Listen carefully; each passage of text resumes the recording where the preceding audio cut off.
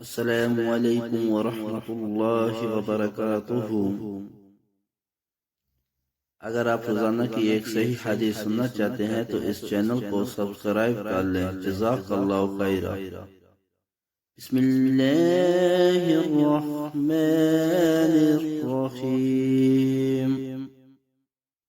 آقا کی ذات پر محبت سے درود پڑھ لیں۔ الصلاۃ والسلام علیک یا رسول اللہ وعلی آلک واصحابک یا حبیب اللہ۔ ابو الدرداء رضی اللہ عنہ سے روایت ہے کہ نبی اکرم صلی اللہ علیہ وسلم نے فرمایا، جو شخص اپنے بھائی کی عزت اس کی غیر موجودگی میں بچائے، اللہ تعالیٰ قیامت کے دن اس کے چہرے کو جہنم سے بچائے گا۔ حدیث نمبر 1931، ترمذی شریف۔ اگر ہو سکے تو اپنے والدین کے اصالِ ثواب کے لیے اس حدیث کو زیادہ سے زیادہ شیئر کریں۔ جزاک اللہ خیرا۔